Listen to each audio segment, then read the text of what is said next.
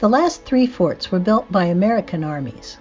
By 1787, the lands west of the Appalachian Mountains and north of the Ohio River were at war. Because of the terms in the 1783 Treaty of Paris ending the American Revolution, and the Americans' Land Ordinance of 1784 and the Northwest Ordinance of 1787, former colonists were streaming into the homelands of several native nations. The thousands of people living at the headwaters of the Maumee River included several communities from multiple nations, including the Miami, Delaware, and Shawnee. The warriors and leaders of these nations, seeking to better defend their lands, formed what became known as the Western or Wabash Confederation. The challenge posed by this confederation led George Washington to see Miamitown as the key center for Native resistance.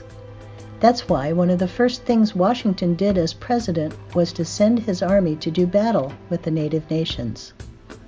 In 1794, American troops under General Anthony Wayne defeated the combined forces of the natives at the Battle of Fallen Timbers near modern Toledo. After that battle, his forces marched upriver to Miamitown. To secure the region, Wayne chose high ground south of the confluence for his new fort here.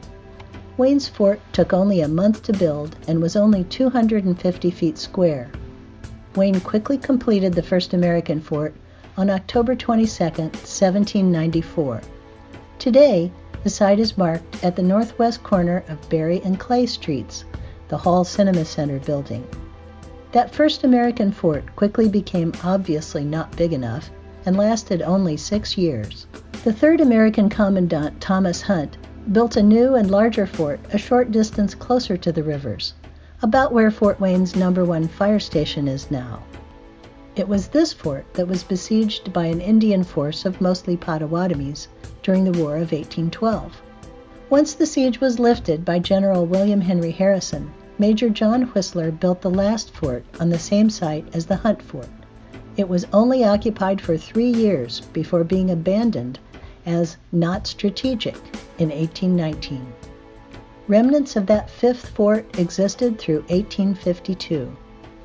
It was Whistler's plan that was followed in 1976 to build the replica fort that sits today across the St. Mary's River along Spy Run Avenue.